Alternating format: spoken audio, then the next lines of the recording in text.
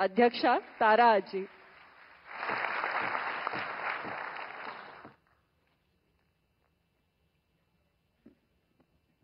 नमस्कार. 2 कमी 100व्या साहित्य संमेलनाच्या निमित्ताने आपण जमलेले आहोत.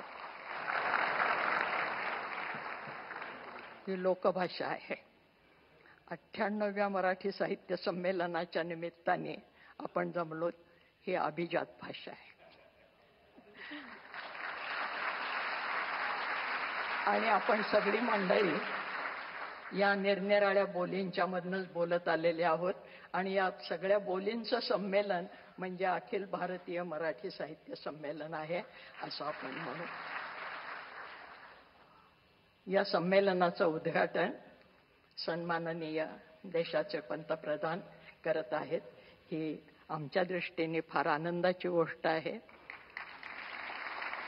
या संमेलनाचे स्वागताध्यक्ष आमच्या महाराष्ट्राचे जाणते नेते असं ज्यांना आम्ही ओळखतो ते शरदचंद्रजी पवार.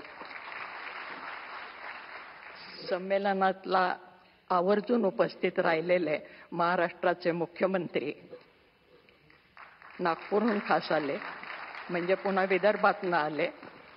असा सगळा महाराष्ट्राचा कानाकोपरा इथे जमलेला आहे. या अखिल भारतीय मराठी साहित्य संमेलन आयोजित करण्यासाठी आणि अध्यक्षीय निवड करण्यासाठी जी यंत्रणा आहे अखिल भारतीय मराठी महामंडळ, त्या महामंडळाच्या अध्यक्षा आमची मैत्रीण उषाताई तांबे, या संमेलनाचे पूर्वाध्यक्ष आणि आमचे सन्मित्र रवींद्र शोभणे, अशी ही सगळी या संमेलनाला मुद्दाम आम्हाला घरातनं आणून बोलवून इथपर्यंत स्वागत करणारे आणि मला इथपर्यंत सोडणारे या संमेलनाचे सगळे संयोजक संजयजी नहार आणि त्यांची सगळी टीम, आपण सगळी मराठीवर उदंड प्रेम करणारी माझे बहीण भावंडांनो, आज फार काही बोलायचं नाही असा दम भरलाय मला, कारण नंतर बोलायचंय. पण आपण आपल्या देशाच्या पंतप्रधानांना ज्या विठ्ठलाची मूर्ती दिली, ती विठ्ठल रखुमाईची मूर्ती, हे आमचं आराध्य दैवत आहे महाराष्ट्राचं आणि हे आमच्या उदार संस्कृतीचं प्रतीक आहे.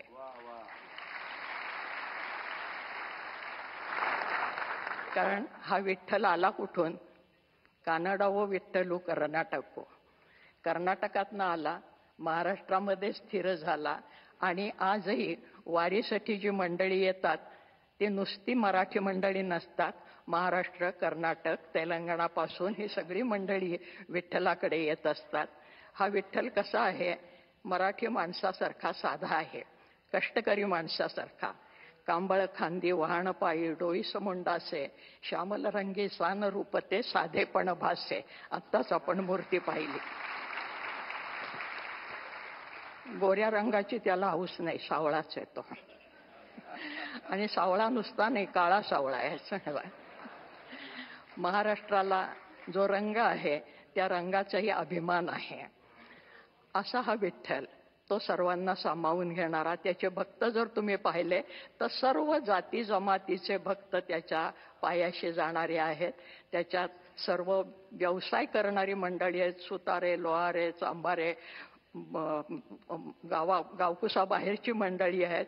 उच्चवर्णीय आमचे एकनाथ महाराज आहेत आणि सगळ्यांचे शिरोमणी ज्ञानेश्वर महाराज आहेत, ज्यांचं पसायदान आपण ऐकलं. या प्रत्येकाने या मराठीची स्तुती केलेली आहे, ही आपल्याला माहीत आहे. माझा मराठाची बोल कवतुके परी अमृतातेही पैजा जिंके, असं म्हणणारे ज्ञानेश्वर महाराज. संस्कृत भाषा दैव्य केली, प्राकृत काय चोरापासूनही आली, असं ठणकावून सांगणारे आमचे एकनाथ महाराज. तेव्हा ही अभिजात मराठी झाली, त्याचं पायाभरण करणारी ही सगळी मंडळी आहेत. आणि ज्या वेळेला महाराष्ट्रामध्ये शिवाजी महाराजांनी राज्य स्थापन केलं, त्याचे विश्लेषण करत असताना महाराष्ट्रामध्ये शिवाजी महाराजांनी राज्य कसं स्थापन केलं त्याचं विश्लेषण आमच्या न्यायमूर्ती महादेव गोविंद रानडे यांनी असं केलेलं आहे की संतांनी शिवाजी महाराजांच्यासाठी भूमी निर्माण केली होती. कारण मराठी भाषा जी टिकवली ती संतांनी टिकवली. भाषा ही प्रत्यक्ष जीवनात असावी लागते, कारण भाषा ही एक जैविक अशी गोष्ट आहे, जिवंत. जर भाषा बोलली तर ती जिवंत राहते, नुसती पुस्तकातनं आणि ग्रंथातनं ती जिवंत राहत नाही. म्हणून भाषा ही जैविक आहे. आणि महाराष्ट्राला सातत्याने पांडुरंगाचं स्मरण मराठीतनं करायला लावणारी ही भाषा संतांनी जिवंत ठेवली आमच्या. आणि आमच्या या संतांच्या मध्ये मुद्दाम आवर्जून सांगते की मराठी साहित्याचा उगम कुठे झाला, अमुक साली शाळा निघाली आणि माणसं शिकायला लागली, हे आमचं आधुनिक पांडित्य झालं. ज्या दिवशी आईने पहिली ओवी आपल्या बाळाला म्हटली असेल त्या दिवशी मराठी भाषा जन्माला आली.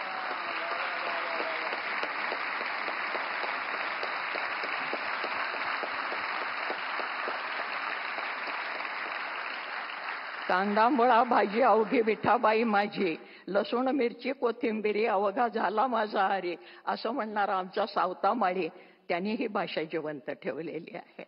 फार कशाला, जनाबाई मुक्ताबाई तर आपल्याला माहितीच आहेत की विठ्ठलाला आणि जनाबाई बरोबर दळायला लागला, कांडायला लागला, पाणी भरायला लागला. जनी बैसली नायाला पाणी नाही सणाला, मुद्दाम बोली भाषेत सांगते, जनी बैसली नायाला पाणी नाही सणाला, हाती घेऊन घागरी देव निघाले तातडी, जनाबाईला आंघोळ घालायला. ही आमची मराठी भाषा. आणि ह्या मराठी भाषेला अभिजात दर्जा मिळाला आहे. या सगळ्यांना मिळून हे अभिजातपण आलेलं आहे. जास्त आत्ता बोलत नाही, पण आमचा हा विठू सगळ्यांना आपल्या पदराखाली घेणारा आहे, आपल्या सावलीखाली घेणारा आहे. या संतांच्या मध्ये अंत्यज म्हणजे ज्याला आज आपण बीसी आणि ओबीसी वगैरे म्हणतो, ही सगळी मंडळी त्याचे परमभक्त आहेत. हे कुठल्याही शाळेत शिकले नाहीत, त्यांना कोणीही शिकवलं नाही, आणि तरी सुद्धा ते मराठीमध्ये काव्य करत होते. याचा अर्थ मराठी फक्त लिखितमध्ये नाही, ती बोलीतनं निर्माण झाली, बोलीमधनं पसरली, आणि म्हणून शिवाजी महाराजांना खेड्यापाड्यातले मावळे मिळाले. भाषा ही जिवंत राहिली त्यांच्यामुळे. आणि भाषा हे संस्कृतीचं बलस्थान असतं. कुठलीही भाषा आजही जगाच्या पाठीवर कुठे हिंडत असलो, आणखीन मराठी शब्द ऐकायला आला तर आपण चमकून बघायला लागतो, तुम्ही नागपूरचे का, तुम्ही महाराष्ट्रातले का. तर हे भाषेचं आपलेपण निर्माण करणारी, भाषा ही जोडणारी गोष्ट असायला पाहिजे, तोडणारी नाही.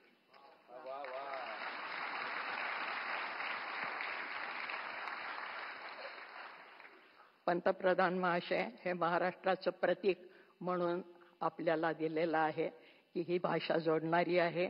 याच्यापेक्षा आत्ता मी जास्त बोलत नाही, कारण संत साहित्याने आम्हाला शिकवलंय.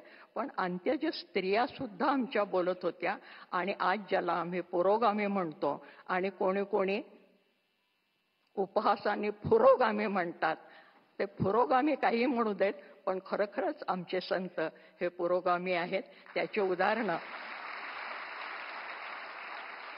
जात पात पक्ष पंथ स्त्री पुरुष भेदाच्या पलीकडे.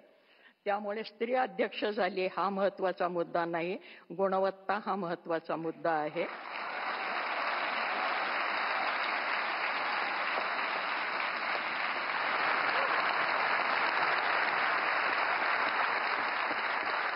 आणि म्हणून दिल्लीचं तख्त राखणारा महाराष्ट्र माझा हा साहित्यातनं जिवंत राहिलेला आहे, कर्तबगारीतनं जिवंत राहिलेला आहे.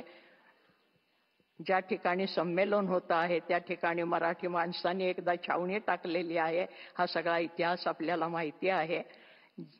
या संमेलनाचा 70 वर्षापूर्वी जे लक्ष्मण शास्त्री जोशी अध्यक्ष होते, त्यांना मी गुरुस्थानी मानते. त्यांचा सहवास मला काही काळ लाभला, त्यांच्याबरोबर मी काही काळ काम केलं विश्वकोशामध्ये, याचाही मला अभिमान आहे. त्या काळामध्ये जे काकासाहेब गाडगीळ साहित्य संमेलनाचे स्वागताध्यक्ष होते, आणि आज पुन्हा महाराष्ट्राचे शरदचंद्रजी पवार आहेत. तर ते काकासाहेब गाडगिळांच्या नावाने मला नुकताच एक पुरस्कार त्यांच्या नातवानी सांगलीला आणून दिला घरामध्ये, अनंतराव गाडगिळांनी. आणि कदाचित शरद भाऊंच्या लक्षात नसेल, परंतु त्यांच्या राष्ट्रवादीने एकेकाळी माझी मुलाखत घेतली होती आणि त्यानंतर त्यांचं कुठेतरी भाषण झालं. त्यावेळेस त्यांनी सांगितलं होतं की महाराष्ट्रामध्ये अजून कोणी कोण साहित्य संमेलनाचे अध्यक्ष व्हायला पाहिजेत. ती जी काही 5-6 नावं घेतली होती त्यात एक माझं नाव होतं, ते छापलेलं अजून माझ्याकडे आहे. आज असा गंमतशीर योगायोग आलेला आहे की ज्यांना मी गुरुस्थानी मानते ते शास्त्री बुवा म्हणजे जोशीजी, लक्ष्मण शास्त्री जोशी यांच्या जाग्यावर मला उभं राहण्याचं भाग्य मिळालं. ज्यांनी ती इच्छा प्रकट केली होती ते स्वागताध्यक्ष आहेत. आणि ज्या प्रधानमंत्र्यांचा तो अधिकार आहे, त्या राजधानीमध्ये हे संमेलन होतं आणि प्रधानमंत्री त्याचं उद्घाटन करता आहेत.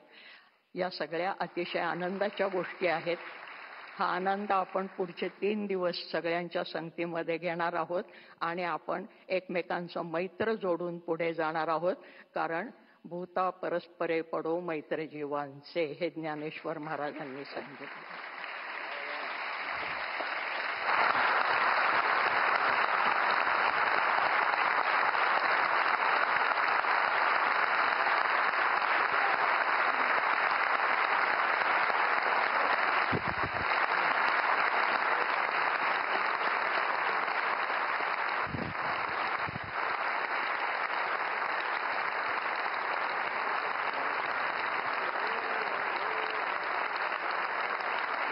साक्षात मराठी शारदेने आपल्याशी संवाद साधल्याचा भाव सगळ्यांच्या मनात आहे. आणि उद्घाटन सत्र इथलं संपल्यानंतर पुढे आपल्या संमेलनस्थळी उद्घाटन सत्रामध्ये आपल्याला डॉक्टर तारा भवाळकर यांचं सविस्तर भाषण जे आहे त्याचा सुद्धा आनंद घ्यायचा आहे. त्याची उत्सुकता आतापासून